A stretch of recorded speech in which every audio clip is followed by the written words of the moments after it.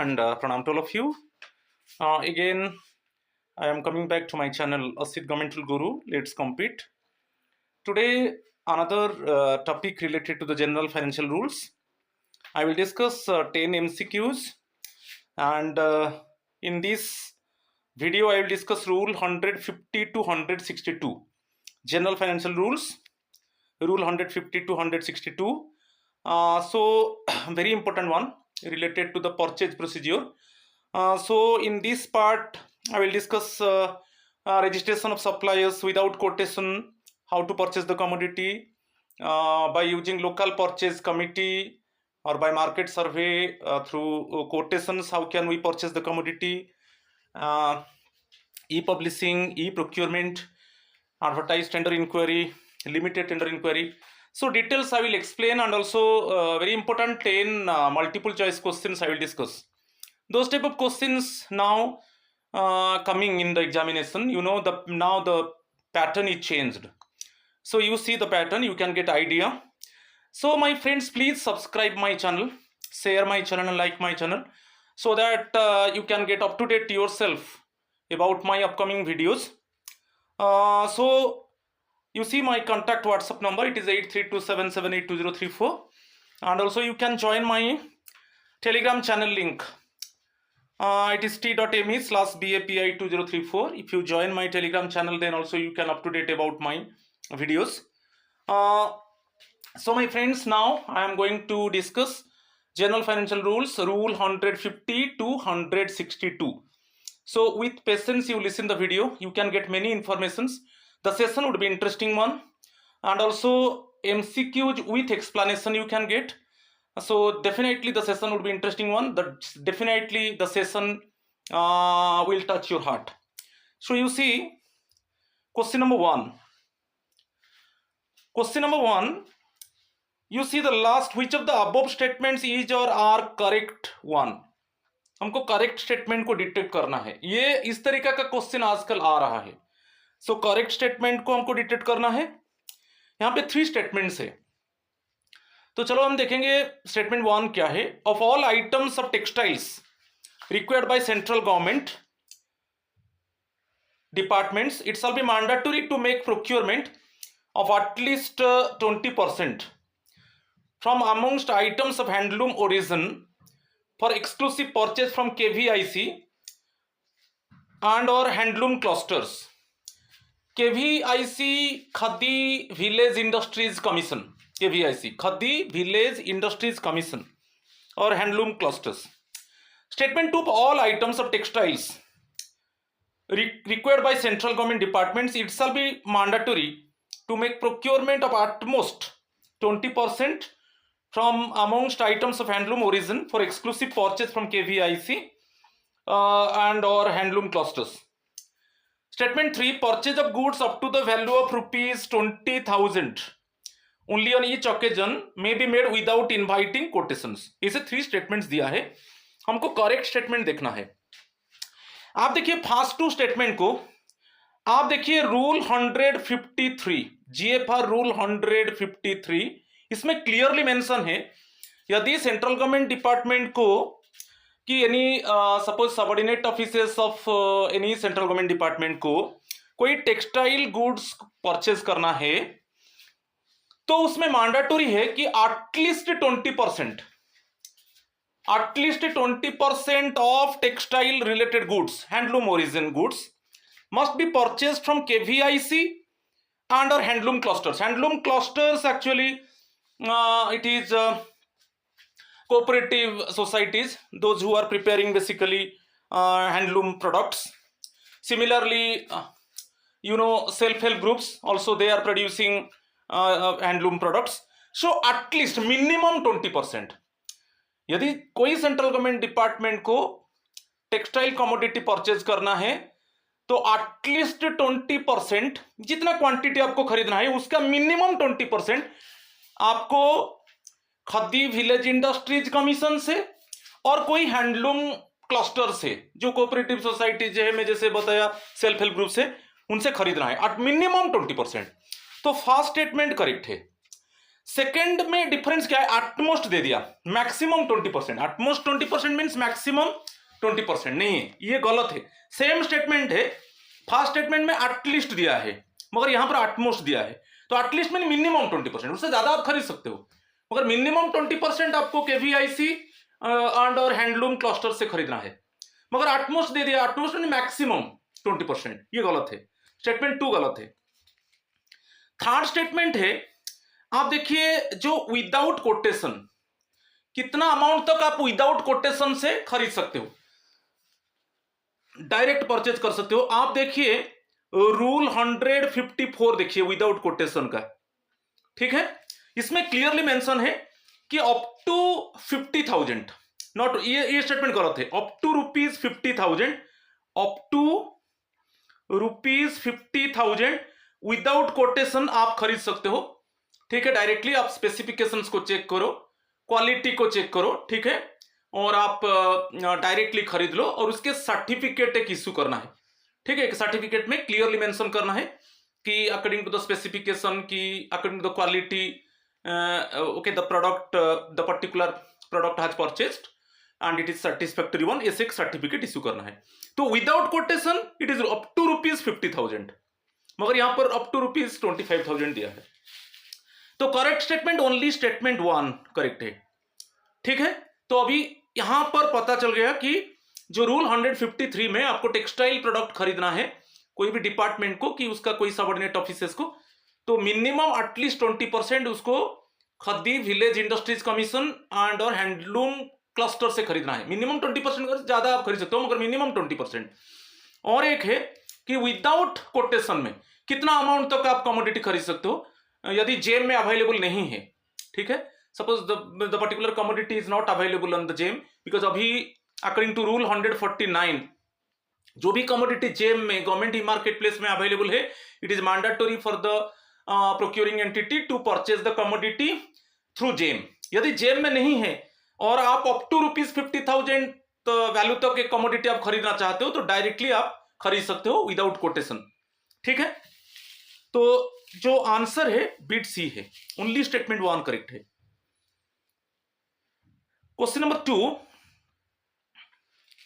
a bidder shall be debarred if he has been convicted of an offense under the Prevention of Corruption Act 1988, the Indian Penal Code or any other law for the time being in force for causing any loss of life or property or causing a threat to the public health।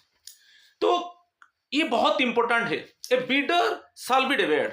तो आपको आप देख लीजिए rule 151, कब हम bidder को डिवेयर करेंगे, वो बिडर पार्टिसिपेट नहीं कर सकता बिडिंग प्रोसेस में, उसको हम डिवेयर करेंगे। उसका कारण है रूल 151 रिलेटेड है, इसमें क्लियरली दिया है कि अप टू 3 इयर्स, नॉट यहां पर दिया है नॉट एक्सीडिंग 3 इयर्स, नॉट जो हम डिवेयर करेंगे नॉट एक्सीडिंग 3 इयर्स, ठीक है। तो क्यों किया जाएगा, एक है प्रिवेंशन ऑफ करप्शन एक्ट 1988, ये करेक्ट है। यदि ऐसा कुछ जो बिडर है वो कुछ इन्वॉल्व है कुछ करप्शन एक्टिविटीज में, ये करप्शन एक्ट 1988 में वो कल्प्रिट है। और सेकेंड में क्या है, वो ऐसा कमोडिटी दे दिया, सप्लाई कर दिया जिसमें लॉस ऑफ लाइफ, कुछ लोगों का जीवन चला गया, प्रॉपर्टी लॉस्ट हो गया, कि it is threat to the threatening और menacing to the public health. तो इस केस में ये जो 2 कंडीशन करेक्ट है, यही दोनों कंडीशन दिया है क्लियरली कि जो बिडर को डिवेयर कर दिया जाएगा not exceeding 3 years, okay, up to 3 years उसको डिवेयर किया जाता है। तो it is mainly depend upon the department, ठीक है। यहां पर आंसर डी होगा, बोथ 1 और 2 होगा, ठीक है। ये बहुत इंपॉर्टेंट है, एक यदि बिडर करप्शन एक्टिविटीज में इन्वॉल्व होता है और नेक्स्ट में suppose the bidder has supplied some commodity, due to this there is loss of life, okay, loss of property or threatening to the public health, so इसी matter में उसको डिवेयर कर दिया जाएगा, वो प्रोक्योरमेंट प्रोसेस में पार्टिसिपेट नहीं कर सकता। और जो टाइमिंग है not exceeding 3 years, up to 3 years तक डिवेयर कर सकते हैं, ठीक है, क्लियर। तो बोथ 1 और 2 correct one, option D is correct one. चलो question number 3, another question, incorrect statement को डिटेक्ट करेंगे। 2 statements given, So you can detect the incorrect statement, right?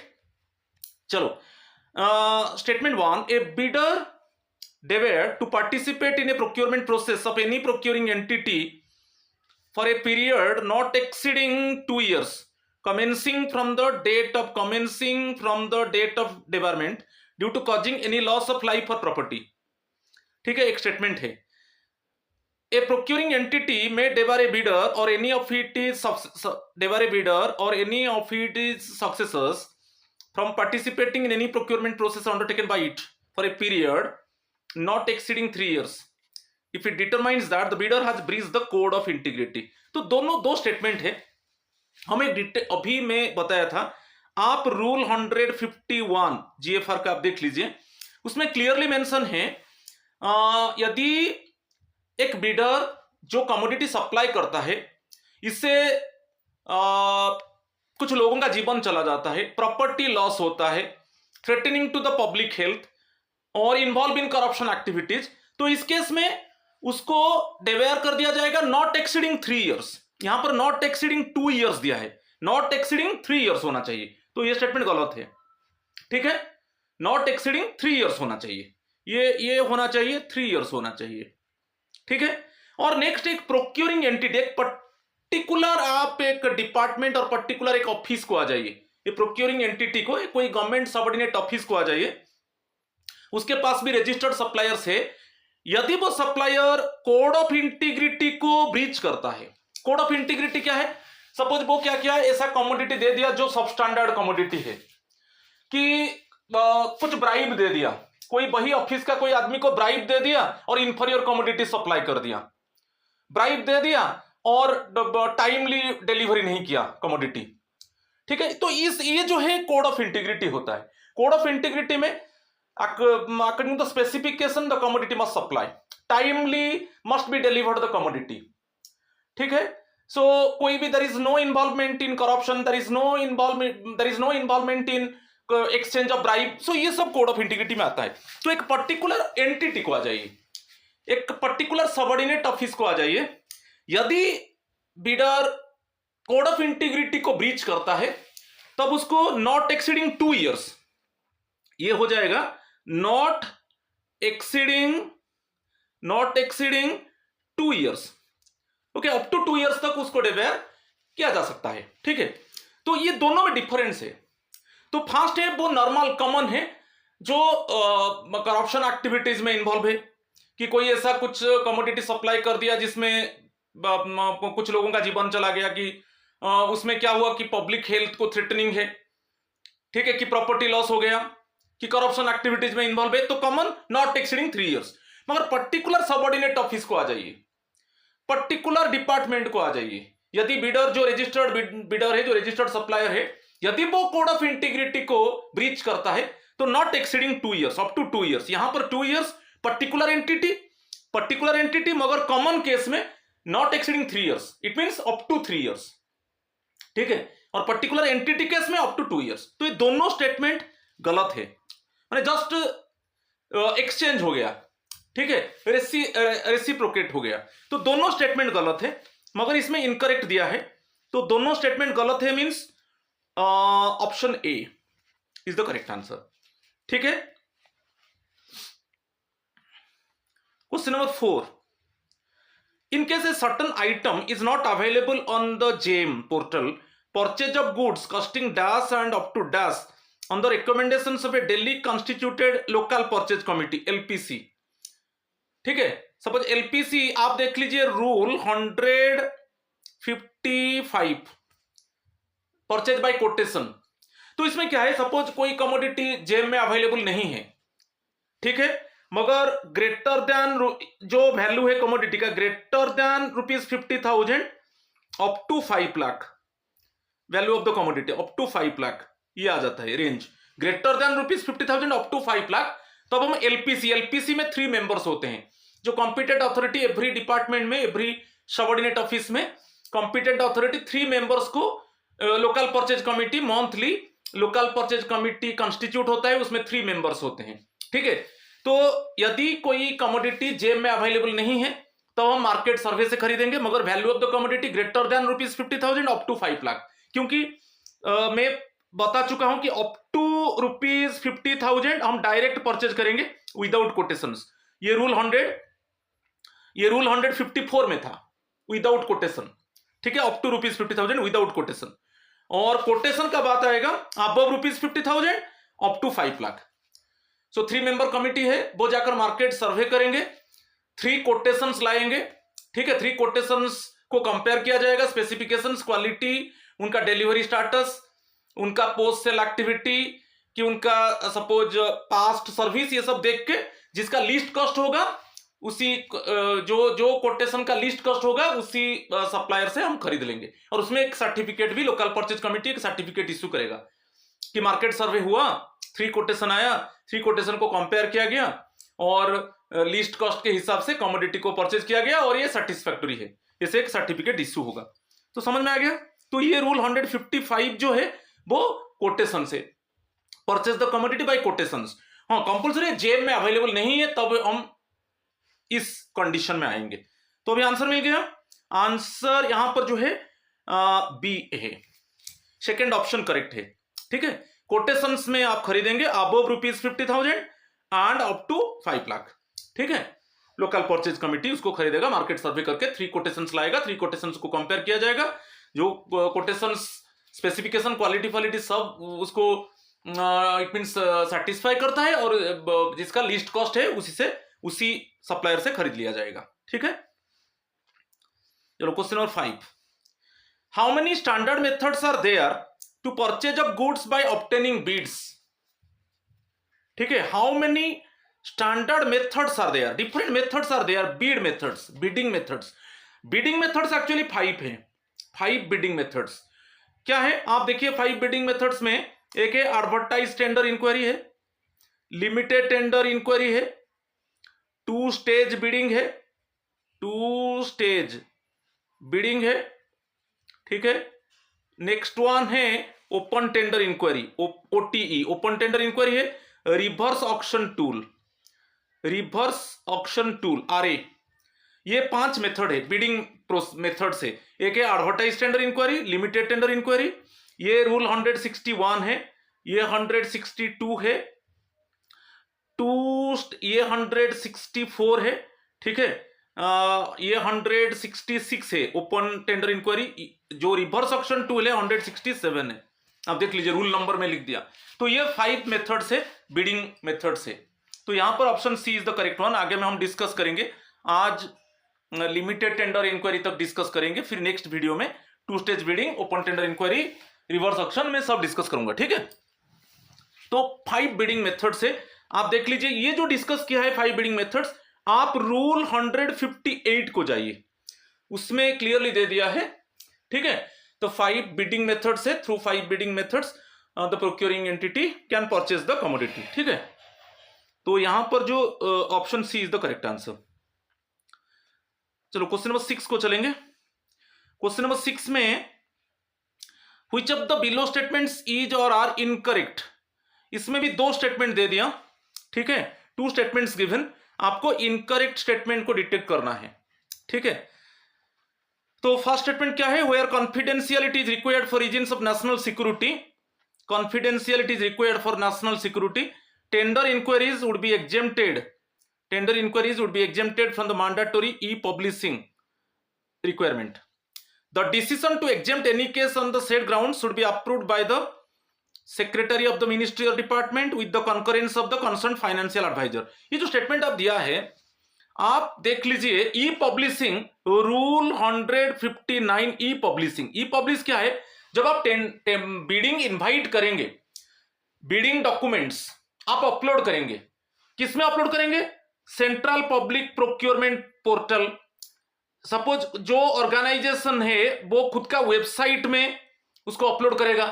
ठीक है, तो उसमें पब्लिश करेगा जो बिडिंग डॉक्यूमेंट्स है, और उसमें जो उसका प्रोसीजर है वो सब सेंट्रल पब्लिक प्रोक्योरमेंट पोर्टल है, जो वेबसाइट है, जो ऑर्गेनाइजेशन का खुद का वेबसाइट है, उसमें अपलोड करेगा। ठीक है, उसमें क्लियरली मेंशन होगा बिडिंग ओपनिंग डेट क्या होगा, जो इट मींस जो बीड का लास्ट डेट क्या होगा, कौन सा डेट में बीड ओपन होगा, किस लोकेशन में ओपन होगा, और क्या प्रोसीजियर्स है, कि कोई कोरिजेंडा आता है, कुछ चेंजेस आता है तो वो भी पब्लिश होगा वेबसाइट में और सेंट्रल पब्लिक प्रोक्योरमेंट पोर्टल में। समझ में आ रहा है कि नहीं? तो ये मगर ऐसा कुछ चीज है जो पब्लिश नहीं होगा। क्या है? जो सिक्योरिटी, नेशनल सिक्योरिटी का बात आ जाता है, कुछ कुछ मैटर में नेशनल सिक्योरिटी का बात आ जाता है, तो कॉन्फिडेंशियल के लिए, सीक्रेट के लिए उसको पब्लिश नहीं किया जाएगा। टेंडर इनवाइट किया जाएगा मगर उसको पब्लिश नहीं किया जाएगा, जैसे सेंट्रल पब्लिक प्रोक्योरमेंट पोर्टल में, कि ऑर्गेनाइजेशन का खुद का वेबसाइट में, कि डिपार्टमेंट का खुद का वेबसाइट में उसको पब्लिश नहीं किया जाएगा। मगर इसका अप्रूवल के लिए किसका चाहिए? सेक्रेटरी ऑफ द मिनिस्ट्री और department with concurrence of the concern adviser. तो फर्स्ट करेक्ट है। आपको याद रखना है, ये जो कॉन्फिडेंशियल मैटर है, जैसे नेशनल सिक्योरिटी रिलेटेड मैटर है, टेंडर इन्वाइट किया जाएगा मगर उसको पब्लिश नहीं किया जाएगा। ठीक है? उसमें किसका अप्रूवल चाहिए? उसी डिपार्टमेंट और मिनिस्ट्री का सेक्रेटरी, और क्या होगा ना, जो सेक्रेटरी ऑफ द मिनिस्ट्री और डिपार्टमेंट, और फिर financial adviser of the department और मिनिस्ट्री। तो ये दोनों का कंसल्ट अप्रूव के बाद ही इसको पब्लिश नहीं किया जाएगा। ठीक है? ये फर्स्ट स्टेटमेंट करेक्ट है। सेकेंड चीज क्या दिया? सेकेंड चीज में autonomous bodies, in case of autonomous bodies and statutory bodies, approval of the head of the body with the concurrence of the head of the finance should be obtained in each case। इसी matter में यदि autonomous body का बात आता है, कोई statutory body का बात आता है, तो हेड ऑफ द डिपार्टमेंट जो एचओडी है, जो ऑटोनोमस बॉडी का जो डिपार्टमेंट है, कि जो स्टैट्यूटरी बॉडी का डिपार्टमेंट है, उसका हेड ऑफ द डिपार्टमेंट, और किसके साथ कंसल्ट किया जाएगा? जो हेड ऑफ द फाइनेंस। तो ये दोनों स्टेटमेंट करेक्ट है।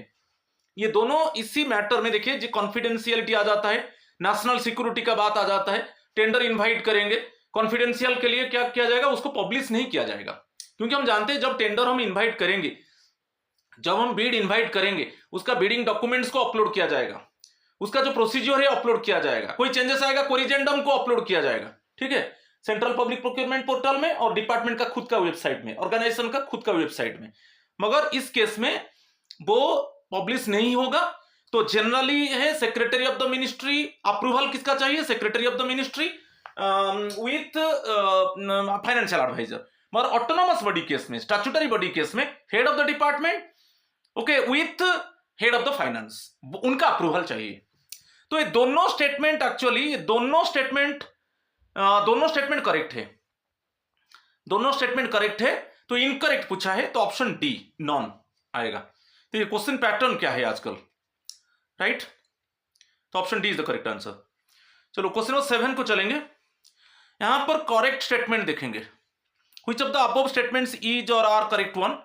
यहां पर 3 स्टेटमेंट्स गिवन देखेंगे। 3 statement. First statement, invitation to tenders by advertisement should be used for procurement of goods of estimated value of ₹50 lakhs and above.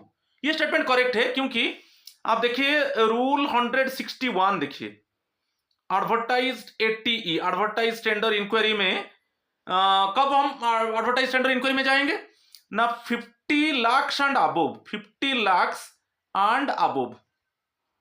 जब value of the commodity 50 lakh and above होगा तब ATE में जाएंगे, advertise tender inquiry में जाएंगे।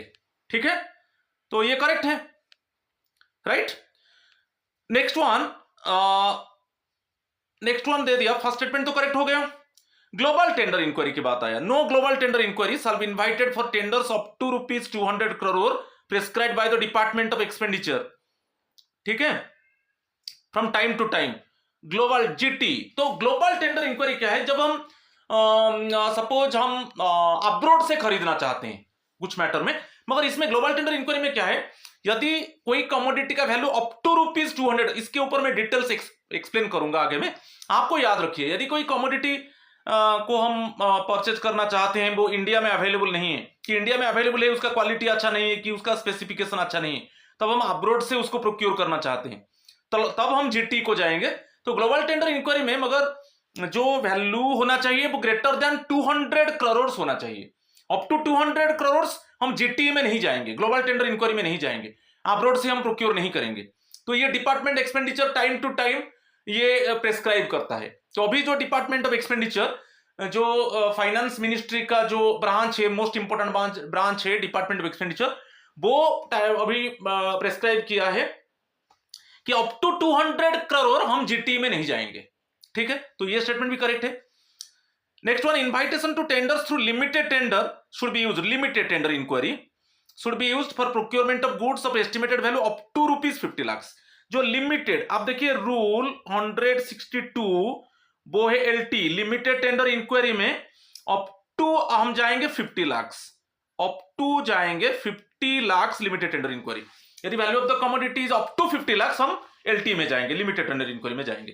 तो ये भी स्टेटमेंट करेक्ट है। तो यहां पर तीनों स्टेटमेंट करेक्ट है, ठीक है, वो करेक्ट पूछा है, ठीक है, तो option B is the correct answer, ठीक है, तीनों स्टेटमेंट करेक्ट है। फर्स्ट वन हम और एक बार बता देता हूं, 80 में जाएंगे, फर्स्ट हम 80 में जाएंगे तो वहां पर value of the commodity 50 lakh and above, जब estimated value of the commodity, और GT up to ₹200 crore, no GT, no global tender, हम अब्रोड से प्रोक्योर नहीं कर सकते।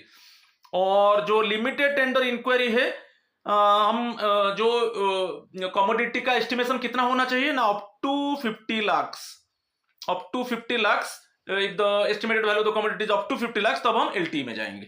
तो तीनों स्टेटमेंट करेक्ट है, ठीक है, तो option B is the correct answer, correct पूछा है, राइट। चलो question number 8, in case of advertised tender enquiry, जो 161 है रूल, देखिए rule 161, the minimum time to be allowed for submission of bids should be 3 weeks. Minimum time to be allowed for submission of bids should be 3 weeks. तो कैसे 3 weeks को हम calculate करेंगे? From the date of publication of the tender notice, जब tender notice का publication होगा, suppose जैसे publication means क्या है, जैसे जो डिपार्टमेंट, कंसर्न डिपार्टमेंट है कि कोई सबऑर्डिनेट ऑफिस है, जब उसका वेबसाइट में वो पब्लिश करता है, कि सपोज वो सेंट्रल पब्लिक प्रोक्योरमेंट पोर्टल में पब्लिश करता है। और एक availability of the bidding documents for sale, जब बिडिंग डॉक्यूमेंट अवेलेबल हो जाता है सेल के लिए। तो ये दो ऑप्शन दिया है, तो 3 वीक्स तो है। एडवर्टाइज टेंडर इंक्वायरी में minimum time 3 should be 3 weeks, minimum 3 weeks दिया जाता है टाइम, ठीक है, ये तो करेक्ट है। मगर 3 वीक्स को कैलकुलेट हम कैसे करेंगे? तो इसमें याद रखना है, ये जो दोनों स्टेटमेंट दे दिया, आपको याद रखना है आइदर 1 और 2 व्हिच वन इज लेटर। तो आइदर 1 और 2 व्हिच एवर इज लेटर, जो बाद में होगा वही है, व्हिच एवर इज यहां पर थोड़ा स्पेलिंग LATR इसको, ठीक है, ठीक है। तो इसमें दोनों स्टेटमेंट आइदर 1 और 2, और जो बाद में होगा, सपोज एक टेंडर नोटिस पब्लिकेशन होगा और एक टेंडर नोटिस अवेलेबल होगा सेल के लिए, तो उसमें जो भी आइदर 1 और 2 और जो भी बाद में हुआ, आइदर 1 और 2, okay, whichever is later. So LATR, ये थोड़ा स्पेलिंग मिस्टेक हो गया, ठीक है, option C is the correct answer. और मिनिमम 3 वीक्स दिया जाएगा जो बिड डॉक्यूमेंट को सबमिशन करने के लिए, मिनिमम 3 वीक्स, ठीक है, तो option C is the correct answer. Question number 9 को चलेंगे। In case of limited tender enquiry, copies of the bidding document should be sent directly to the registered firms by, अब देख लीजिए rule 162, limited tender enquiry amount क्या था ना, estimated amount of the value of the commodity up to 50 lakh. तो इसमें क्या है, जो रजिस्टर्ड फार्म है, सभी को नहीं, कुछ जो कंसर्न डिपार्टमेंट है, कि जो कंसर्न सबऑर्डिनेट ऑफिस है, उसके पास कुछ रजिस्टर्ड सप्लायर्स है, तो वही वो रजिस्टर्ड सप्लायर्स को क्या करेगा, बिडिंग डॉक्यूमेंट्स एक्चुअली उनको सप्लाई करेगा, ठीक है, कि आप जो रजिस्टर्ड फार्म से, कि जो रजिस्टर्ड सप्लायर्स है, वही बिडिंग प्रोसेस में पार्टिसिपेट करेंगे, ठीक है। तो वो रजिस्टर्ड फार्म्स को, सबको नहीं, एडवर्टाइज में वो ओपन है, एडवर्टाइज टेंडर इंक्वायरी ओपन है सबके लिए, मगर ये ओनली जो भी रजिस्टर्ड सप्लायर्स है डिपार्टमेंट के पास, कि कंसर्न सबऑर्डिनेट ऑफिस के पास, वही ओनली रजिस्टर्ड सप्लायर्स को इनवाइट किया जाएगा। तो बिडिंग डॉक्यूमेंट कैसे उनको सपोज सेंड किया जाएगा? Okay, how can bidding documents send to the registered firms? तो स्पीड पोस्ट हो सकता है, रजिस्टर्ड पोस्ट, कोरियर, ईमेल। तो ये चारों करेक्ट है, ये बहुत इंपॉर्टेंट क्वेश्चन है, ठीक है। चारों में बिडिंग डॉक्यूमेंट्स रजिस्टर्ड फार्म्स को क्या क्या सेंड किया जाएगा, तो यहां पर जो है option D is the correct answer, all of these, ठीक है। आज का लास्ट एमसीक्यू क्वेश्चंस, तब नेक्स्ट में हम एक्सप्लेनेशन को जाएंगे। देखिए question number 10, which of the above statements is और आर इनकरेक्ट वन। यहां पर भी 3 स्टेटमेंट्स दे दिया, हम इनकरेक्ट स्टेटमेंट को डिटेक्ट करेंगे, करेक्ट नहीं है। अच्छे से पढ़िए। The number of supplier firms in limited tender enquiry should be more than 2, ये गलत है। जब हम आप एलटी में जाएंगे, ओके, आप रजिस्टर्ड जो आपके पास जो रजिस्टर्ड सप्लायर्स है उनसे तो बिडिंग इनवाइट आप करोगे, तो जब कितना मिनिमम बिडर्स होना चाहिए, मिनिमम बिडर्स यहां पर मोर देन 3 होना चाहिए, should be more than greater than 3 होना चाहिए। ये जो है शुड बी मोर देन 2, ये गलत है, मोर देन 2 नहीं, should be more than 3। Okay, तो लिमिटेड टेंडर इंक्वायरी कब सक्सेस होगा, जब आप जो बिडर्स है वो मोर देन 3 होना चाहिए, एटलीस्ट 4, मोर देन 3 नहीं तो हम बोलेंगे एटलीस्ट मिनिमम 4, मोर देन 3 और एटलीस्ट 4। ठीक है, तो फर्स्ट स्टेटमेंट गलत है, फर्स्ट स्टेटमेंट गलत हो गया। नेक्स्ट वन 80 को आएंगे, advertise tender enquiry where the department contemplates obtaining bids from abroad, the minimum time to be allowed for submission of bids should be kept as 3 weeks. ये तो 3 weeks नहीं है। देखिए मजा बात है कि यदि 80 में एडवर्टाइज टेंडर इंक्वायरी में सपोज हम डोमेस्टिक बिडर्स और फॉरेन बिडर्स को भी इनवाइट करेंगे, दोनों को इनवाइट करेंगे, both domestic and foreign bidders को इनवाइट करेंगे। ठीक है, जब दोनों को इनवाइट करेंगे तो जो बिडिंग डॉक्यूमेंट का सबमिशन होगा मिनिमम 4 वीक्स होगा। ओके, बिडिंग सबमिशन जो होगा, नॉर्मली जब हम एडवर्टाइज टेंडर में हम बिड इनवाइट करते हैं, जो सबमिशन डेट होता है मिनिमम 3 वीक्स होता है। मगर जब मैं ये जो देखो domestic and foreign bidders both हो गए, हम फॉरेन बिडर्स को भी इनवाइट करेंगे, तब जो बिड सबमिशन होगा minimum actually should be minimum 4 weeks, should be minimum 4 weeks, but ये 3 वीक्स है, ये रॉन्ग है। Next one, the technical bids are to be opened by the purchasing ministry और department at the first instance, technical bids and evaluated by competent committee और authority. देखिए जब 2 types of bid होता है, technical bid और आपका financial bid. आप एक 2 बिड सिस्टम है, आप रूल 163 में जाएंगे, 2 bid system, GFR rule 2 bid system. ठीक है, यदि कोई कमर्शियल टर्म्स एंड कंडीशंस है तो वहां पर 2 बिड्स आएगा, एक टेक्निकल बिड होगा, एक फाइनेंशियल बिड होगा। फर्स्ट टेक्निकल बिड को ओपन किया जाएगा, तो एक कमिटी है टेक्निकल कंसल्टेंट कमिटी, वो फर्स्ट टेक्निकल कंसल्टेंट कमिटी है, टेक्निकल कंसल्टेंट कमिटी है। तो वो जो टेक्निकल एवैल्यूएशन कमिटी भी बोलेंगे, टेक्निकल एवैल्यूएशन कमिटी, वो टेक्निकल बिड को एवैल्यूएट करेगा और स्कोर देगा। जिनको मिनिमम स्कोर मिलेगा तब उनका फाइनेंशियल बिड ओपन होगा, जिनको मिनिमम स्कोर नहीं मिलेगा तो उनको कैंसिल कर दिया जाएगा उनसे, और फाइनेंशियल बिड ओपन, उनका फाइनेंशियल बिड का ओपन नहीं किया जाएगा। तो फर्स्ट सभी समय याद कीजिए, जो 2 बिड सिस्टम है जहां पर 2 बिड से इन्वाइट किया जाता है, वहां पर फर्स्ट टेक्निकल बिड को ओपन किया जाएगा। ओके, यदि उसको मिनिमम स्कोर मिलता है तब वो बिडर का फाइनेंशियल बिड को ओपन किया जाएगा। ठीक है, तो जो थर्ड स्टेटमेंट वो करेक्ट है, फर्स्ट 2 स्टेटमेंट्स गलत है, थर्ड स्टेटमेंट करेक्ट है, और इनकरेक्ट पूछा है, और इनकरेक्ट मींस 1 और 2, ये option A is the correct answer, क्योंकि फर्स्ट 2 स्टेटमेंट्स आर इनकरेक्ट 1।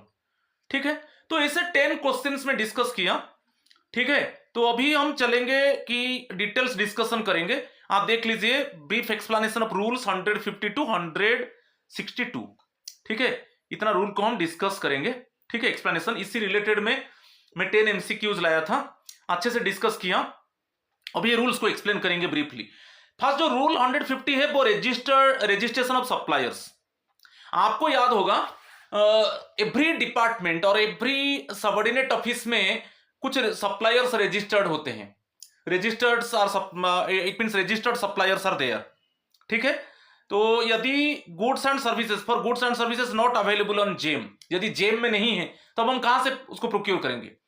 यदि प्रोडक्ट जेम में अवेलेबल नहीं है तब हम जो हमारे पास जो रजिस्टर्ड सप्लायर्स है हम उनसे प्रोक्योर करेंगे। ठीक है, तो ये बहुत इंपॉर्टेंट है। तो रजिस्ट्रेशन ऑफ द सप्लायर्स जो होगा, रजिस्ट्रेशन वो बहुत फेयर, ट्रांसपेरेंट, रीजनेबल प्रोसीजर में होगा। ठीक है, और जो भी registered supplier, such registered supplier should be boarded on GeM. जो भी रजिस्टर्ड सप्लायर्स है उनको भी हम जेम में ले जाएंगे। सपोज कोई कमोडिटी जेम में अवेलेबल नहीं है, तब हमारे पास जो रजिस्टर्ड सप्लायर्स है हम उनसे प्रोक्योर करेंगे, और तब हम वो रजिस्टर्ड सप्लायर्स को लेकर जेम पोर्टल जो है government e market place portal में भी उनको रजिस्टर कराएंगे, तब वो गुड अवेलेबल होगा। ठीक है, क्या क्या चेक करेंगे? सपोज आप डिपार्टमेंट क्या क्या चेक करेगा सप्लायर्स को रजिस्टर करने के लिए? उनका क्रीडेंशियल्स, उनका मैन्युफैक्चरिंग कैपेबिलिटी, उनका क्वालिटी ऑफ द प्रोडक्ट, उनका पास्ट परफॉर्मेंस, उनका सेल करने के बाद आफ्टर सेल सर्विस कोई गारंटी वारंटी जो है वो कैसा देते हैं, फाइनेंशियल बैकग्राउंड, ये सब हम चेक करेंगे, फिर हम रजिस्टर करेंगे। ठीक है, तो उनका मैन्युफैक्चरिंग एबिलिटी क्या है, क्या वो whether they delivery the product in time और not, they are past starters, कि they are post sale service, they are manufacturing ability, they are financial background, ये सब चेक करेंगे। ठीक है, और यहां पर जो कंसर्न डिपार्टमेंट, ये बहुत इंपॉर्टेंट है, जो ग्रीन वाला देखिए इसके ऊपर क्वेश्चन आता है, कोई सप्लायर्स को आप how many years actually it means you can register the suppliers then renew होगा। एक सप्लायर को कितना दिन तक की, कितना ईयर तक आप उसको रजिस्टर करके रख सकते हैं, फिर रिन्यू होना चाहिए। तो यहां पर याद रखिए, and nature of the commodity, commodity को देखकर, नेचर ऑफ द गुड्स को देखकर हम 1 to 3 ईयर्स तक सप्लायर्स को हम रजिस्टर करेंगे, फिर 1 to 3 ईयर्स, वो mainly depend upon the nature. ये जो इट मींस एनसर्कल किया वो बहुत इंपॉर्टेंट है। Nature of the good, commodity का नेचर को देखकर हम सप्लायर्स को रजिस्टर करेंगे बिटवीन 1 to 3 ईयर्स। किसको 1 ईयर कर सकते हैं, किसको 2 ईयर कर सकते हैं, किसको 3 ईयर कर सकते हैं, मगर मोर देन 3 ईयर्स नहीं होगा। उसके बाद उनको फिर रिन्यू किया जाएगा, फिर उनका क्रीडेंशियल्स को चेक करके हम रिन्यू करेंगे। ठीक है, ये बहुत इंपॉर्टेंट है। ठीक है, और कब हम उनको रिमूव करेंगे, दे दिया, registered suppliers are liable to be removed from the list. हम तो सप्लायर्स को तो रजिस्टर्ड कर दिया, और कब हम उनको रिमूव कर सकते हैं, किस कंडीशंस में, at what condition we can remove the registered suppliers, we can reject the registered suppliers. Okay, it means we do not allow the suppliers to participate in bidding process. तो क्या ऐसा, क्या terms and conditions को breach करेंगे? देखिए, यदि terms and conditions को वो ब्रीच करते हैं, जो कंसर्न डिपार्टमेंट का कि कंसर्न सबऑर्डिनेट ऑफिस का जो टर्म्स एंड कंडीशंस है वो उसको ब्रीच करते हैं, कोड ऑफ इंटीग्रिटी जो है उसको ब्रीच करते हैं, fail to supply the goods on time, timely supply, वो बहुत इंपॉर्टेंट है, टाइमली सप्लाई नहीं कर रहा है, जो फाइनली जिसको इट मींस अवार्ड दिया गया है, बीड अवार्ड, वो टाइमली कमोडिटी को सप्लाई नहीं कर रहा है, उसका जो सप्लाई है वो इरेगुलर है। ठीक है, सप्लाई सब स्टैंडर्ड इंफीरियर गुड वो सप्लाई कर रहा है। जब हम उसको डिटेक्ट किए थे वो इसी क्वालिटी का गुड आपको सप्लाई करना था, एक सैंपल है, मगर वो अभी सबस्टैंडर्ड गुड सप्लाई कर रहा है, यानी कोई फॉल्स डिक्लेरेशन वो दिया है, कोई अदर गवर्नमेंट एजेंसी को वो फॉल्स डिक्लेरेशन दिया है, अभी वो डिटेक्ट हुआ। Now we have detected that any false declaration actually the supplier has given to any other government agency, now it is detected. और suppose for any ground which in the opinion of the government is not in public interest, जो भी वो supply कर रहा है commodity वो public interest में नहीं है, तो इस कंडीशंस में उसको डिवेयर कर दिया जाएगा, उसको रिमूव कर दिया जाएगा।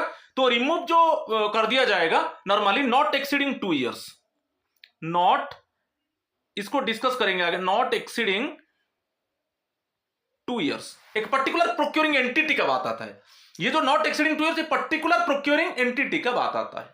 ठीक है, तो हम जो सप्लायर्स को रजिस्टर किया है हमारा डिपार्टमेंट की, हमारा जो सबऑर्डिनेट ऑफिस, तो किस कंडीशंस में हम उसको डिवेयर कर सकते हैं, रिमूव कर सकते हैं? जब वो टर्म्स एंड कंडीशंस को ब्रीच करेगा, टाइमली वो कमोडिटी को सप्लाई नहीं करेगा, सबस्टैंडर्ड गुड सप्लाई करेगा, को डिटेक्ट हुआ कि कोई अदर गवर्नमेंट एजेंसी को वो फॉल्स डिक्लेरेशन दिया था, और जो गुड सप्लाई कर रहा है जो टर्म्स एंड कंडीशंस में वो पब्लिक इंटरेस्ट का फेवर में नहीं है। ठीक है, ये सब पॉइंट्स को आपको याद रखना है, बहुत इंपॉर्टेंट है। चलो नेक्स्ट, अभी डिबारमेंट फ्रॉम बिडिंग, ये बहुत इंपॉर्टेंट है, रूल को याद रखना है। रूल 151 है डिबारमेंट फ्रॉम बिडिंग, कब बिडर को डिबार किया जाएगा, रिमूव कर दिया जाएगा, और वो बिडिंग प्रोसेस में पार्टिसिपेट नहीं करेगा। तो इसमें कॉमन है, bidder shall be debarred if he has been convicted of an offence. First में करप्शन एक्ट 1988, जो करप्शन एक्ट 1988 है उसी एक्ट के हिसाब से डिटेक्ट हुआ, वो कुछ करप्शन एक्टिविटीज में इन्वॉल्व है, Actually, the bidder, the supplier involved in some corruption activities, and now it is proved. ठीक है. सेकेंड वन क्या है? Loss of life, property, threat to the public health. ये केस में कोई आईपीसी में उसके अगेंस्ट में केस लॉन्च हुआ. ठीक है. जो जो बिडिंग अवार्ड दे दिया गया, वो भी गुड सप्लाई कर रहा है, मगर डिटेक्ट हुआ कि कोई करप्शन एक्टिविटीज में इन्वॉल्व है, और जो प्रोडक्ट सप्लाई कर रहा है उसमें लाइफ लॉस हो रहा है, प्रॉपर्टी लॉस हो रहा है, पब्लिक हेल्थ भी threatening to the public health. ठीक है. तो इस कंडीशन में उसको डेवेयर किया जाएगा, और जो डेवेयर किया जाएगा नॉट एक्सीडिंग 3 years, माने अप टू 3 years. तो यहां पर कंडीशन है, आगे में देखेंगे. A bidder devoured or any successor of the bidder shall not be eligible to participate in a procurement process of any procuring entity for a period not exceeding 3 years, commencing from the date of debarment. जिस date में उसको डेवेयर कर दिया गया तो उसी से हम काउंट करेंगे. नॉट ये इसको इसी को याद रखना है, नॉट एक्सीडिंग 3 years. 3 years से ज्यादा नहीं होगा उसको जो डेवेयर कर दिया जाएगा, उसको जो रिमूव कर दिया जाएगा, नॉट एक्सीडिंग 3 years. ठीक है. 3 years से ज्यादा नहीं होगा. तो उसका चाहे बिडर हो और उसका कोई सक्सेसर हो, वो बिडिंग प्रोसेस में पार्टिसिपेट नहीं कर सकते. तो इसमें एक क्वेश्चन आता है, loss of life, loss of property की threatening to the public health. ठीक है. इसी केस में, और इन्वॉल्व इन करप्शन एक्टिविटीज, इसी केस में बिडर को डेवेयर कर दिया जाता है. कितना दिन तक? Not exceeding 3 years, up to 3 years तक. अप टू 3 years आप ये कीजिए. ठीक है. और इस केस में क्या होगा? डिपार्टमेंट ऑफ एक्सपेंडिचर, जो फाइनेंस मिनिस्ट्री का मेन ब्रांच है डिपार्टमेंट ऑफ एक्सपेंडिचर, वो एक लिस्ट मेंटेन करेगा. ठीक है. और वो लिस्ट मेंशन होगा CPPP में, सेंट्रल पब्लिक प्रोक्योरमेंट पोर्टल में, कि ये बिडर्स को डेवेयर कर दिया गया. ठीक है. क्योंकि ये जो गुड सप्लाई किया वो पब्लिक हेल्थ के लिए अनफेवरेबल रहा, कि उसमें लॉस ऑफ लाइफ की, लॉस ऑफ प्रॉपर्टी की इन्वॉल्व इन, तो ये पब्लिश हो जाएगा सेंट्रल पब्लिक प्रोक्योरमेंट पोर्टल में, और डिपार्टमेंट एक्सपेंडिचर क्लियरली मेंशन करके बोल देगा कि ये बिडर्स को इतना ईयर्स तक डेवेयर कर दिया गया. तो उनको बिडिंग प्रोसेस में आप अलाउ मत करो, पार्टिसिपेट के लिए उनको अलाउ मत करो. ठीक है. और यदि कोई कॉमन प्रोक्योरिंग एंटिटी का बात आता है, ये ओनली एक ए प्रोक्योरिंग एंटिटी, वो तो कॉमन हो गया. यहां पर एक पब्लिक प्रोक्योरिंग एंटिटी में बताया था, सपोज कोई सबऑर्डिनेट ऑफिस है, उसके पास भी रजिस्टर्ड सप्लायर्स है, उसके पास भी रजिस्टर्ड सप्लायर्स है. तो जब breach the code of integrity, उसके पास जो रजिस्टर्ड सप्लायर्स है, यदि वो कोड ऑफ इंटीग्रिटी को ब्रीच करते हैं, तब उनको नॉट एक्सीडिंग 2 years, देखिए नॉट एक्सीडिंग 2 years उनको डेवेयर कर दिया जाएगा. मैं बताया था कोड ऑफ इंटीग्रिटी क्या है, वो टाइमली गुड सप्लाई नहीं कर रहे हैं, सब स्टैंडर्ड गुड सप्लाई कर रहे हैं, ब्राइब एक्सचेंज कर रहे हैं, कोई एम्प्लॉय के साथ मिलकर ब्राइब एक्सचेंज करके वो कम क्वांटिटी दे रहे हैं, और कि सपोज सब स्टैंडर्ड गुड सप्लाई कर रहे हैं, तो ये सब कोड ऑफ इंटीग्रिटी को ब्रीच करता है. तो पर्टिकुलर प्रोक्योरिंग एंटिटी का बात आएगा, कोई एक पर्टिकुलर सबऑर्डिनेट ऑफिस का बात आएगा, तब नॉट एक्सीडिंग 2 years, देखिए आंसर को, नॉट अप टू 2 years तक उसको डेवेयर किया जा सकता है कि उसका एसोसिएट को. ठीक है. और इसमें जो ये है कोड ऑफ इंटीग्रिटी, आप देखना है. तो पर्टिकुलर प्रोक्योरिंग एंटिटी में जब बिडर कोड ऑफ इंटीग्रिटी को ब्रीच करेगा, अप टू 2 years तक उसको डेवेयर किया जाएगा. ठीक है. तो उसमें जो मिनिस्ट्री और डिपार्टमेंट है वो भी लिस्ट मेंटेन करेगा, और उसका खुद का वेबसाइट में उसको डिक्लेयर करेगा. ठीक है. और एक है, उसको अपॉर्चुनिटी दिया जाएगा. ठीक है. रीजनेबल अपॉर्चुनिटी दिया जाएगा कि आप रिप्रेजेंटेशन दे दो कि आपके अगेंस्ट में जो एक कंप्लेन आया है, आप कोड ऑफ इंटीग्रिटी को ब्रीच किया है, और अप टू 2 years आपको डेवेयर किया जा सकता है. तो इसके लिए उसको क्लैरिफिकेशन मांगा जाएगा. The bidder shall not be debarred unless such bidder has been given a reasonable opportunity to represent against such debarment. तो उसको अपॉर्चुनिटी दिया जाएगा कि आपको क्यों डेवेयर नहीं किया जाएगा, तो एक्सप्लेनेशन आप दे दो. ओके. आपका रिप्रेजेंटेशन दे दो. ठीक है. चलो, rule 152, enlistment of Indian agents. कुछ इंडियन एजेंट्स है जो फॉरेन सप्लायर्स है, उनका इंडियन एजेंट्स है, वो भी बिडिंग प्रोसेस में पार्टिसिपेट कर सकते हैं. ये रूल 152 है. इसके ऊपर क्वेश्चन जो आता है, रूल आता है, आपको मैं उसको थोड़ा क्लैरिफाई कर देता हूं. कुछ फॉरेन सप्लायर्स है, मगर उनका कुछ इंडियन एजेंट्स है, तो वो इंडियन एजेंट्स भी बिडिंग प्रोसेस में पार्टिसिपेट कर सकते हैं. ठीक है. और उसमें ज्यादा कुछ नहीं है. रूल 153 को चलेंगे. अभी मैं बताया था रिजर्व्ड आइटम्स टेक्सटाइल कमोडिटी के ऊपर। यदि कोई खदी गुड्स का बात आता है, कोई department, suppose any central government department want to purchase the khadi goods, basically hand woven textiles, तो किससे खरीदेगा? KVIC, Khadi village industries commission, KVI से, और कोई हैंडलूम क्लस्टर है। जो हैंडलूम क्लस्टर क्या है? अभी कुछ कोऑपरेटिव सोसाइटीज कुछ हैंडलूम प्रोडक्ट प्रोड्यूस कर रहे हैं, सेल्फ हेल्प ग्रुप्स है, वोमेन का ग्रुप है सेल्फ हेल्प ग्रुप्स, वो भी कुछ हैंडलूम प्रोडक्ट सप्लाई कर रहे हैं। तो उनसे एक मिनिमम क्वांटिटी खरीदना है। यदि सेंट्रल गवर्नमेंट डिपार्टमेंट की सेंट्रल गवर्नमेंट का कोई सबऑर्डिनेट ऑफिस टेक्सटाइल कमोडिटी को प्रोक्योर करना चाहता है, तो एक मिनिमम क्वांटिटी वो केवीआईसी से और कोई हैंडलूम क्लस्टर से मिनिमम क्वांटिटी उसको प्रोक्योर करना है। तो रूल 153 दिया है, तो मिनिमम कितना है? 20%। ये देखिए, एटलीस्ट मिनिमम 20%। यदि कोई डिपार्टमेंट को चाहिए टेक्सटाइल गुड्स, ये हैंडलूम रिलेटेड गुड्स, तो वो केवीआईसी से, खदी विलेज इंडस्ट्रीज कमीशन और हैंडलूम क्लस्टर से उसको मिनिमम 20% खरीदना है। ये मैंडेटरी है, मिनिमम 20% ये मैंडेटरी है, खरीदना है। ठीक है, क्लियर। और नेक्स्ट एमएसएमई का बात आ जाता है, micro small and medium enterprises. उनका जो सेक्शन 11 और उनका एक एक्ट है, micro small and medium enterprises development act 2000, ये एक्ट को याद रखना, इसके ऊपर क्वेश्चन आ सकता है। जो सेक्शन 11 में क्लियरली मेंशन है कि जो एमएसएमई का प्रोडक्ट है, जब आप बीड इनवाइट करते हो तो मैक्सिमम आप ट्राई करो कि एमएसएमई को आप बीड अवार्ड दे दो। जो micro small medium enterprises local level में है, उनको आप वो बीड अवार्ड दे दो, क्योंकि उनका प्रोडक्ट बहुत अच्छा होता है। ठीक है, और उनका प्रोडक्ट का जो स्पेसिफिकेशन है, क्वालिटी है और प्राइस भी कम होता है, तो उनको आप बीड अवार्ड दे दो।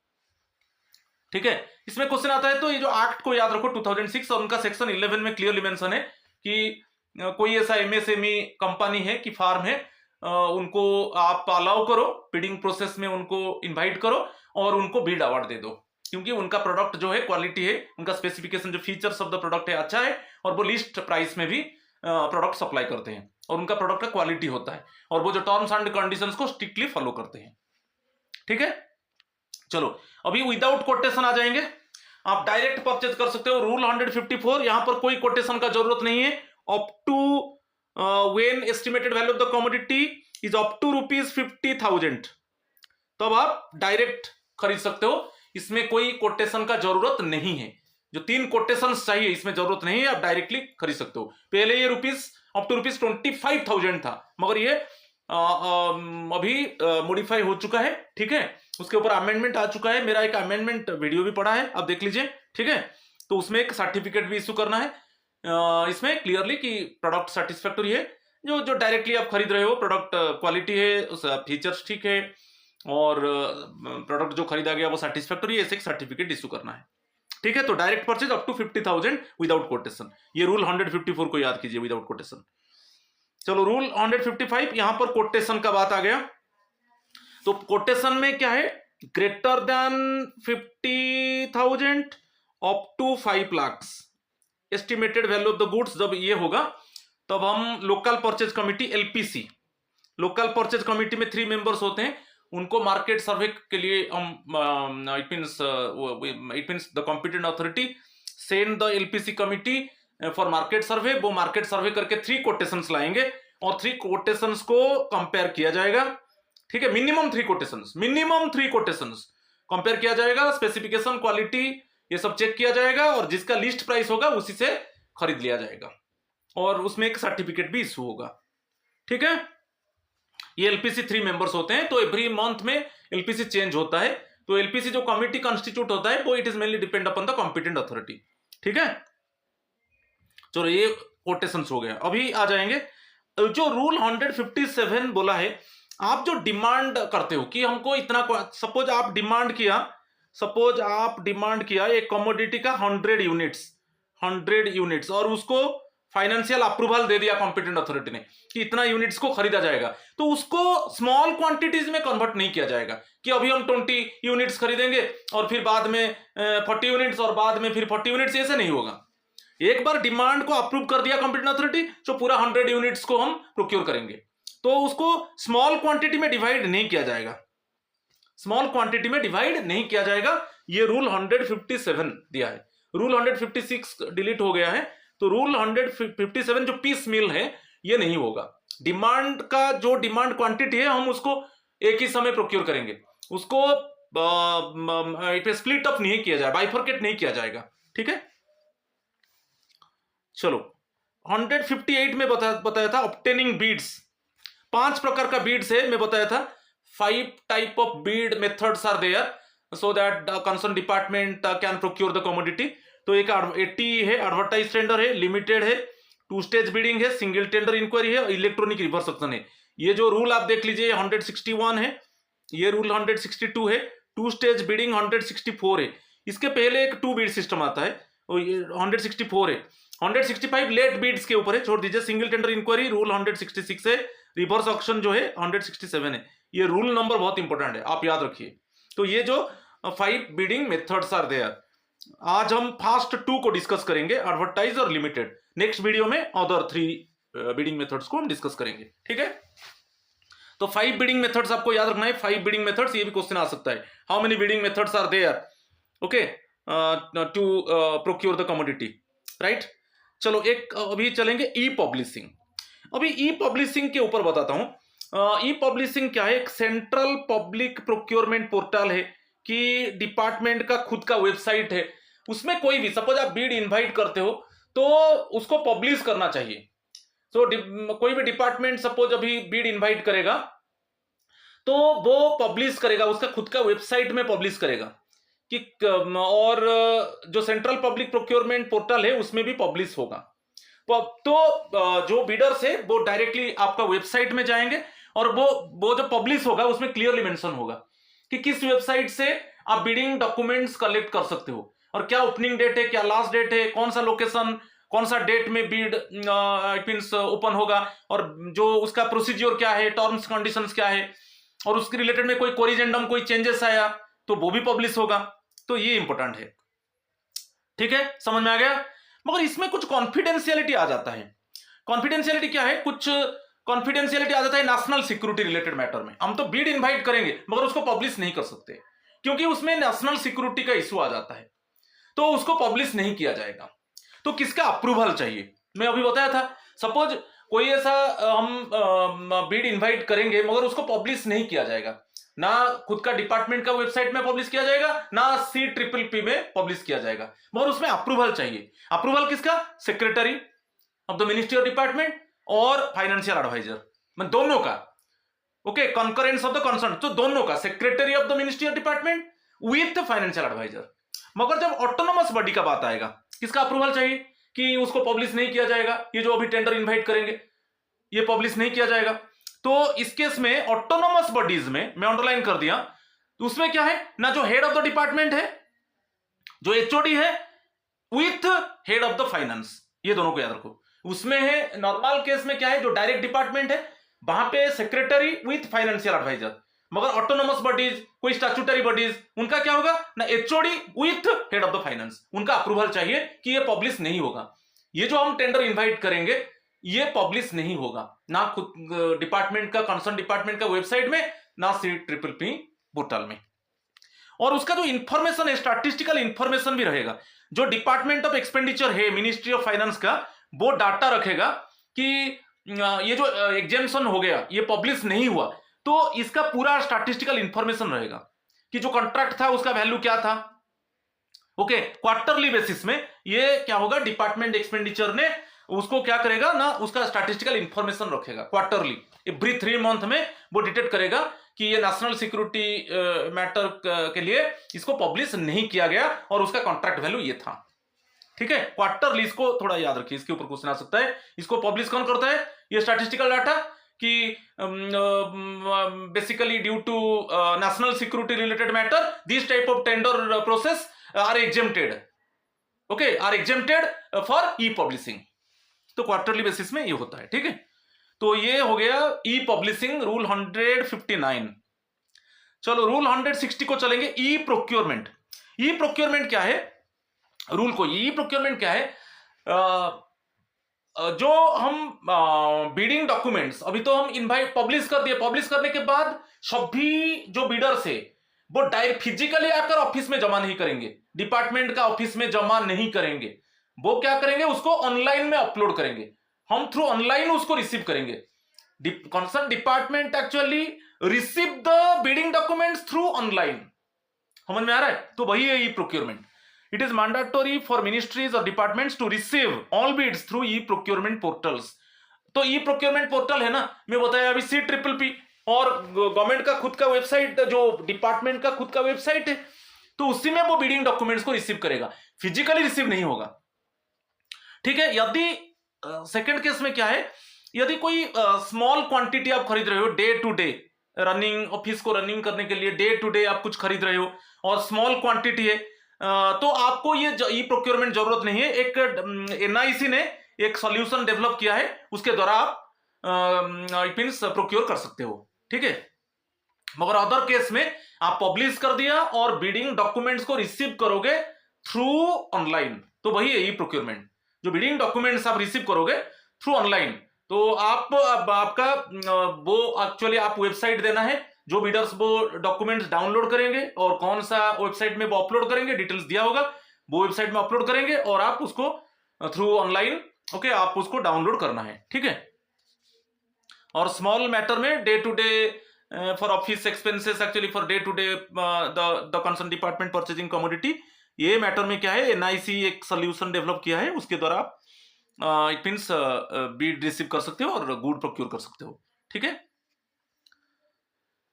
और यहां पर भी नेशनल सिक्योरिटी का बात आ जाता है, भाई सेम थिंग, नेशनल सिक्योरिटी का बात आ जाता है कॉन्फिडेंशियल केस में। यहां पर एक्चुअली जो बिडिंग डॉक्यूमेंट्स हम रिसीव करेंगे, ऑनलाइन रिसीव नहीं करेंगे, फिजिकली रिसीव करेंगे, ऑनलाइन रिसीव नहीं करेंगे। ठीक है। क्योंकि उसमें भी किसका अप्रूवल चाहिए, सेक्रेटरी विथ फाइनेंशियल एडवाइजर। तो पब्लिश नहीं होगा कि हम बिडिंग डॉक्यूमेंट्स ऑनलाइन में रिसीव नहीं करेंगे। और ये दे दिया, in case of tenders floated by Indian missions abroad, competent authority to decide the tender में exempt such case from e procurement. यदि हम अब्रोड से खरीदेंगे, अब्रोड में जब खरीदते हैं इंडियन मिशन का इन्वॉल्वमेंट होता है, आगे हम डिस्कस करेंगे, तो वहां पर कॉम्पिटेंट अथॉरिटी मना कर देता है कि इस तरीके का जो टेंडर डॉक्यूमेंट्स हम रिसीव करेंगे थ्रू ऑनलाइन हम रिसीव नहीं करेंगे। ठीक है। अभी देखेंगे 80 का बात आ गया, advertise tender enquiry. Advertise tender में आप अमाउंट देख लीजिए, 50 lakh when estimated value of the goods okay is 50 lakh and above. आप देखिए रेंज देखिए, जब 50 लाख एंड अबव होगा तब हम एडवर्टाइज में चलेंगे। ठीक है। तो कहां पर एडवर्टाइज होगा, CPPP में होगा और खुद का वेबसाइट में होगा। ओके। कंपल्सरी जो जेम जो उसका जो पोर्टल है, सेंट्रल पब्लिक प्रोक्योरमेंट पोर्टल में पब्लिश किया जाएगा, और जो कंसर्न डिपार्टमेंट का जो ओन वेबसाइट है उसमें भी पब्लिश किया जाएगा। ठीक है। कंप्लीट बिडिंग डॉक्यूमेंट को the organisation should also post the complete bidding document in its website and on, तो जो कंप्लीट डॉक्यूमेंट है वो कंसर्न डिपार्टमेंट वहां पर अपलोड करेगा। ओके। CPPP में और खुद का वेबसाइट में। और advertisement for inviting of tender should give the complete web address, कि किस वेब एड्रेस में जाकर आप फ्रीली टेंडर डॉक्यूमेंट्स को डाउनलोड कर सकते हो। ओके। वो भी एक वेब एड्रेस दे देगा, और वो वेब एड्रेस में आप जाकर बिडिंग डॉक्यूमेंट्स को आप डाउनलोड करो। ठीक है। और एक ग्लोबल टेंडर इंक्वायरी बताया था। ग्लोबल टेंडर इंक्वायरी क्या है, सपोज ऐसा एक कमोडिटी है जो हमारा, suppose the commodity is not available in India. Okay. The commodity is not available in India कि रिक्वायर्ड क्वालिटी, सपोज हमको एक कमोडिटी का एक रिक्वायर्ड क्वालिटी स्पेसिफिकेशन चाहिए जो इंडिया में नहीं है, we need the required quality and specification, okay, product, but that product that type of product is not available in India।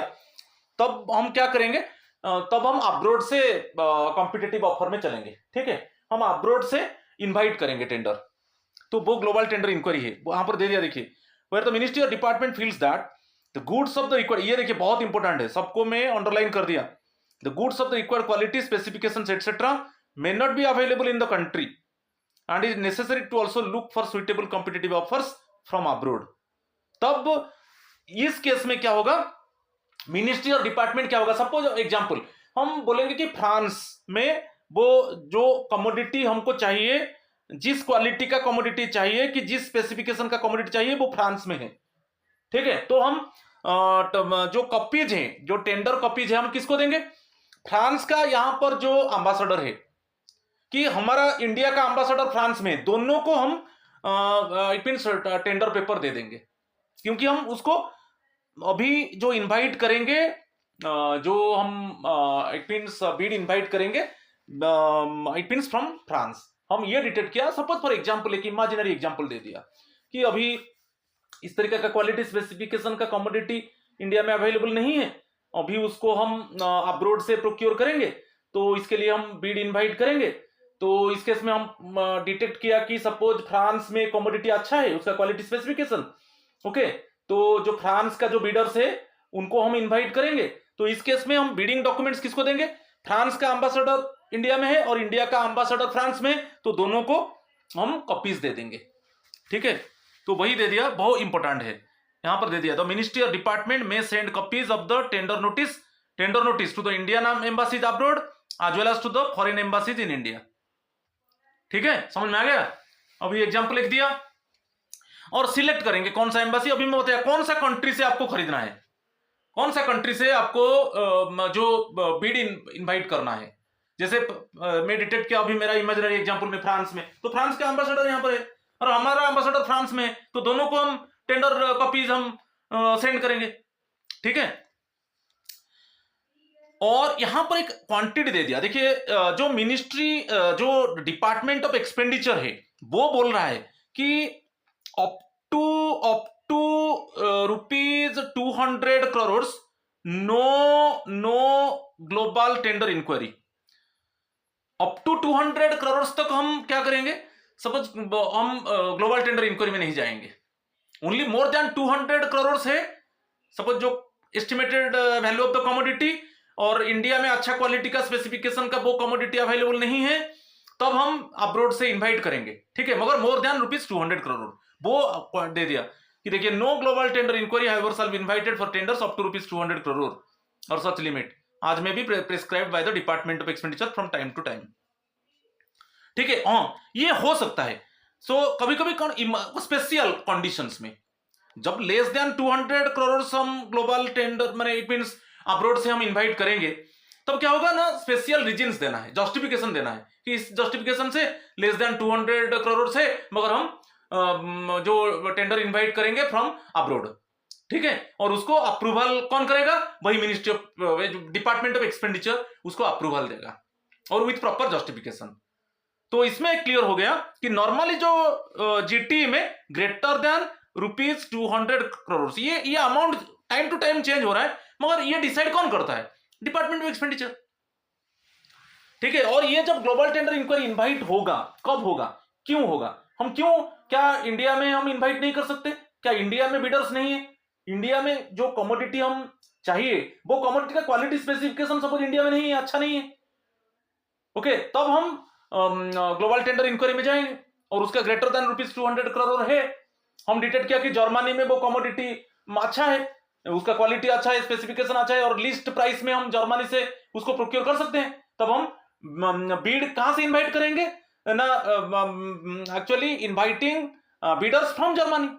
तो उसमें क्या होगा, हम डायरेक्टली क्या करेंगे, जर्मनी का एम्बेसडर इंडिया में है, इंडिया का एम्बेसडर जर्मनी में है, दोनों को हम टेंडर जो कॉपीज है दोनों को हम सेंड करेंगे और हम जर्मनी से बीडर्स को इनवाइट करेंगे, ठीक है।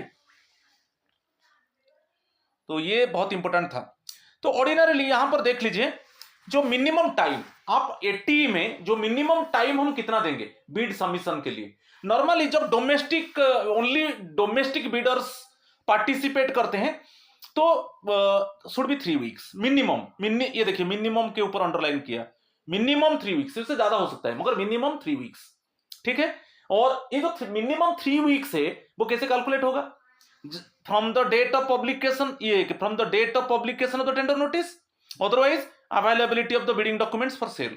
जब हमारा पब्लिशिंग हम कहां पर करते हैं, खुद का वेबसाइट में करते हैं, नहीं तो CPPP में, दोनों में जब पब्लिश हो गया, और क्या है जब बिडिंग डॉक्यूमेंट सेल हुआ, ये दोनों में जो बाद में होगा आइदर ए और बी व्हिचएवर इज लेटर, ठीक है, क्लियर। तो मिनिमम 3 वीक्स। मगर यहां पर और एक है, यदि दोनों Bidder's suppose domestic Bidder's participate करेंगे, फॉरेन बीडर्स भी पार्टिसिपेट करेंगे, यदि बोथ बिडर्स पार्टिसिपेट करेंगे, देखिए यहां पर बोथ, ये देखिए both domestic and foreign bidders participate करेंगे, तब जो मिनिमम सबमिशन डेट होगा, ठीक है, मिनिमम सबमिशन डेट होगा should be 4 weeks, minimum 4 weeks, ठीक है, उससे ज्यादा हो सकता है मगर मिनिमम 4 वीक्स। कब? जब both domestic and foreign bidders, okay, it means they are going to participate in the bidding process. Clear? चलो अभी लिमिटेड को चलेंगे, ये आज का लास्ट है, फिर हम रूल 163 नेक्स्ट बिड मेथड को नेक्स्ट वीडियो में हम डिस्कस करेंगे। Rule 162 limited tender. अच्छा, जो एलटी हम क्या अमाउंट है, क्या एस्टिमेटेड अमाउंट है ना, जो estimated value of the commodity up to 50 lakhs, up to estimated value of the commodity up to 50 lakhs, ठीक है। अच्छा, यहां पे क्या है, ये ओपन नहीं है, ये लिमिटेड क्या है, खुद का डिपार्टमेंट के पास रजिस्टर्ड सप्लायर्स है, जो डिपार्टमेंट कंसर्न डिपार्टमेंट है उसके पास रजिस्टर्ड सप्लायर्स है, तो वो क्या करेगा ना, बिडिंग डॉक्यूमेंट्स को स्पीड पोस्ट में, रजिस्टर्ड पोस्ट में, कोरियर में, ईमेल में जो रजिस्टर्ड फार्म्स है उनको भेज देगा, ठीक है, speed post, registered post, courier, email में जो रजिस्टर्ड फार्म्स है कंसर्न डिपार्टमेंट के पास, तो उनको डॉक्यूमेंट भेज दिया जाएगा। और यहां पर कब सक्सेस होगा, जो number of suppliers greater than 3 होना चाहिए, it means more than 3, at least 4, the number of supplier firms in limited tender should be more than 3, और यहां पर और आ सकता है एटलीस्ट 4, ये नहीं होगा तो लिमिटेड टेंडर इंक्वायरी ये सक्सेस नहीं होगा। मोर देन 3 सप्लायर्स होना चाहिए। जब वो एक्चुअली बिडिंग जो हम इनवाइट कर दिया, और जो बिडिंग में जो पार्टिसिपेट करेंगे मोर देन 3 सप्लायर्स होना चाहिए, तब उनका स्पेसिफिकेशन, क्वालिटी, उनका कॉस्ट को कंपेयर करके जिसका लिस्ट कॉस्ट होगा उसको बिड अवार्ड दे दिया जाएगा, ठीक है, ये बहुत इंपॉर्टेंट है। और उसको पब्लिश भी किया जाएगा, जैसे जो लिमिटेड टेंडर इंक्वायरी है उसका सेंट्रल पब्लिक प्रोक्योरमेंट पोर्टल है कि उसका खुद का वेबसाइट है, ये पब्लिश होगा। और जो ऑन सोलिसिटेटेड बीड्स है उसको एक्सेप्ट नहीं किया जाएगा। ऐसा बीड है जो टर्म्स कंडीशंस को पूरा डेविएट कर रहा है, जो टर्म्स कंडीशंस है उसको पूरा डेविएट कर रहा है, उस तरीके का बीड को अलाउ नहीं किया जाएगा, ठीक है। और भी बताया है कि मिनिस्ट्रीज और डिपार्टमेंट शुड एवॉल्व, एक सिस्टम एवॉल्व किया है जिसमें जो इंटरेस्टेड फार्म्स है वो next interested farms can register, interested जो फार्म्स है वो रजिस्टर कर सकते हैं और नेक्स्ट टेंडरिंग में वो पार्टिसिपेट कर सकते हैं, ठीक है। और यदि क्या है वो इस अभी जो प्रेजेंट बिडिंग प्रोसेस में पार्टिसिपेट नहीं करेंगे मगर इंटरेस्टेड है तो उनको खुद एक सिस्टम अभी डेवलप हुआ है, एवॉल्व हुआ है, जिसमें वो रजिस्टर कर सकते हैं और नेक्स्ट जो बिडिंग प्रोसेस आएगा उसमें वो पार्टिसिपेट कर सकते हैं, ठीक है। और यहां पर भी और एक ऑप्शन है, जैसे हम बताया कि 80 में एडवर्टाइज टेंडर इंक्वायरी में 50 लाख एंड अबव, इसमें भी याद रखिए एडवर्टाइज टेंडर इंक्वायरी में कुछ इमरजेंसी कंडीशन में सपोज मोर देन 50 लाख है फिर भी हम 80 में जाएंगे, मगर ये क्या है, अर्जेंसी, कुछ कंडीशन है, अर्जेंसी में हम जाएंगे।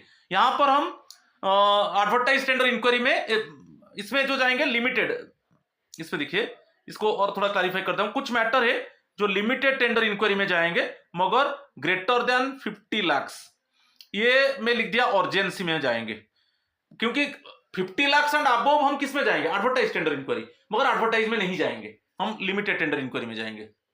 क्यों? अर्जेंसी में कुछ कारण है, वो कारण को हम एक्सप्लेन करेंगे। देखिए क्यों जाएंगे लिमिटेड टेंडर में, यहां पर देखिए लिमिटेड टेंडर इंक्वायरी में जाएंगे मोर देन 50 लाख, देखिए मोर, इसको एनसर्कल कर दिया, और एलटी में जाएंगे, 80 में नहीं जाएंगे, क्योंकि नॉर्मली मोर देन 50 लाख है तो हम 80 में जाते हैं, एडवर्टाइज में जाते हैं, मगर अभी एडवर्टाइज में नहीं जाएंगे, हम लिमिटेड में जाएंगे, क्योंकि उसमें ये होता है अर्जेंट। और एक है हमारा, हम 80 में जाएंगे तो एडिशनल एक्सपेंडिचर होगा, 80 में जाएंगे, एडवर्टाइज में जाएंगे, एडिशनल एक्सपेंडिचर होगा, तो हम एडिशनल एक्सपेंडिचर नहीं करना चाहते हैं कि अर्जेंट है, इमीडिएट ये है, क्योंकि एडवर्टाइज है तो टाइम लगेगा, मिनिमम जो सबमिशन होगा मिनिमम 3 वीक्स होगा, ठीक है, ये बहुत प्रोसेस होगा, मगर अर्जेंट है तो हम एलटी में चलेंगे, जो रजिस्टर्ड सप्लायर से उनको इनवाइट करके फाइनल कर देंगे, और 80 में जाएंगे तो एडिशनल एक्सपेंडिचर होगा, ठीक है, ये एक हो गया। नेक्स्ट क्या है, नेक्स्ट क्या है, रीजन क्या है ना, पब्लिक इंटरेस्ट। अभी हम 80 में जाएंगे तो वो पब्लिक इंटरेस्ट का फेवर में नहीं होगा, तो पब्लिक इंटरेस्ट का फेवर में जाएंगे ग्रेटर देन 50 लाख से, फिर भी हम LTE में जाएंगे, 80 में नहीं जाएंगे, क्योंकि 80 एडवर्टाइज में जाएंगे तो वो it is against of public interest. ठीक है, और क्या है कि अभी हमारे पास नॉन सोर्सेस है, हमारे पास फ्रेश सोर्सेस है, मगर हम एडवर्टाइज में जाएंगे फिर वो रिमोट हो जाएगा। अभी हमारे पास क्या है, लिमिटेड सोर्सेज, हाँ यही से हम it means Beed invite, limited tender में बीड इनवाइट करके हम प्रोक्योर कर सकते हैं, मगर एडवर्टाइज में जाएंगे फिर बीड सबमिशन होगा, क्योंकि वो ओपन है, फिर वो रिमोट हो जाएगा, जो सोर्स रिमोट हो जाएगा, वो फिर बहुत कॉम्प्लिकेटेड है। तो ये सब कुछ कंडीशंस है। तो इस कंडीशन में क्या है, ग्रेटर देन 50 लाख से फिर भी हम इमरजेंसी में LTE में जाएंगे। और इसमें जो है याद रखिए, लिमिटेड टेंडर इंक्वायरी में कोई टाइम नहीं है, सफिशिएंट टाइम दिया जाएगा। जैसे आप बोले कि एडवर्टाइज में मिनिमम 3 वीक्स, और फॉरेन बिडर्स पार्टिसिपेट करेंगे तो minimum bid submission date minimum should be 4 weeks, मगर यहां पर only sufficient time. Okay, limited में ओनली सफिशिएंट टाइम। तो आज इतना ही है। रूल 150 to 162 में डिस्कस कर दिया, 10 क्वेश्चंस भी डिस्कस किया, पैटर्न कैसा क्वेश्चन आ रहा है उसको भी डिस्कस किया। ठीक है, तो नेक्स्ट मेरा वीडियो जो होगा रूल 163 से होगा। So my friends, please subscribe my channel, share my channel, like my channel, so that you can get up to date videos.